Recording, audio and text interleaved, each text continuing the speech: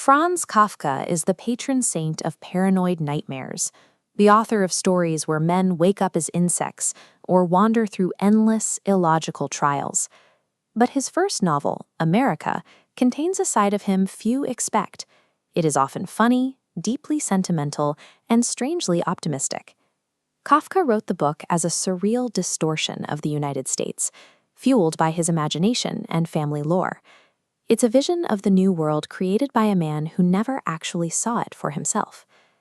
The story follows 15-year-old Karl Rossmann. He arrives in New York Harbor as an exile, shipped away from Prague by his parents to bury a scandal. He had been seduced by a family servant who became pregnant, and his family decided the only solution was to send him across the Atlantic. As the ship docks, Karl looks up at the Statue of Liberty. But in this version of history, the goddess of democracy isn't holding a torch. She is wielding a sword. This change transforms the icon of welcome into an omen. It signals that the promised land of opportunity is, in reality, a ruthless landscape where the rules are hidden and the punishments are swift. Karl's journey begins with a misguided act of chivalry. Below deck, he stumbles into the engine room and tries to defend a mistreated ship stoker against his superiors, certain that justice will prevail if he simply speaks up. The intervention fails, but it leads to a miracle. A wealthy senator in the room recognizes Karl as his nephew.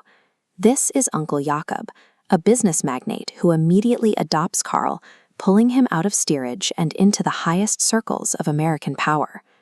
By the end of his first afternoon in New York, Karl lives in a mansion and studies under tutors. He has bypassed the years of poverty and labor faced by every other immigrant on his ship. But Karl doesn't understand the fragility of his position. When he stays late at a friend's country house, unaware he's violating a strict, unspoken curfew, his uncle reacts with cold, bureaucratic finality. He disowns Karl on the spot, sending a formal letter that forbids him from ever returning. Now homeless, Karl wanders the roads outside the city. He is quickly preyed upon by two vagrants, Delamarche and Robinson, who eat his food, sell his only suit, and treat his naive kindness as a weakness to be exploited. He manages to escape them and finds a new start as a lift boy at the massive Hotel Occidental. Karl is a model employee, working grueling shifts in a strict uniform, determined to prove his worth through honest, repetitive labor. His career is ruined by a single act of compassion. When a drunk and sickly Robinson staggers into the hotel, Karl tries to help his old acquaintance by hiding him in the liftboy dormitory, hoping to avoid a scene that would disrupt the hotel's rigid order. He is caught almost immediately. For leaving his post for only a few minutes, Karl is physically manhandled by the head porter, accused of criminal negligence, and fired without a chance to explain himself. The hotel sequence reveals the true nature of Kafka's Amerika. It is a system where the smallest deviation from a rule is a terminal offense, and where performing a good deed is the fastest way to get crushed by the machine. Stripped of his job and his dignity, Karl is forced into a taxi by Robinson and taken to a squalid, overcrowded apartment. This is the domain of Brunelda, a former singer of massive physical proportions who lives in a state of chaotic, tyrannical luxury while Delamarche acts as her enforcer. Karl becomes their prisoner.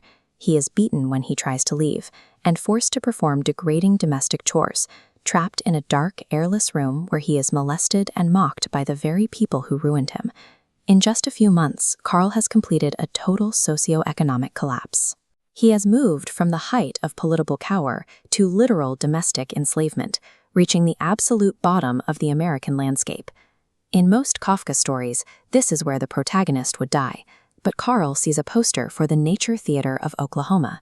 It promises a job for everyone, with a slogan sounding like a miracle: "Everyone is welcome." Karl travels to a giant racetrack where the recruitment is happening. It looks more like a circus than a job interview, featuring hundreds of women dressed as angels, standing on high pedestals and blowing trumpets to announce a new beginning. When Karl applies, the bureaucracy finally yields. He has no papers and no references, so he gives his name simply as Negro. Surprisingly, the officials accept him without question, assigning him a role as a technical worker. The novel ends as an unfinished fragment, showing Karl Rossmann sitting on a train heading deep into the vast American interior. He watches the smoke from the engine drift over vast, majestic valleys, feeling a sense of peace for the first time since his arrival. Kafka portrays the American dream as a brutal machine that grinds people down. But in this final scene, he offers a rare glimpse of something else, a surreal, conciliatory vision where a person might actually be able to completely disappear into the vastness and start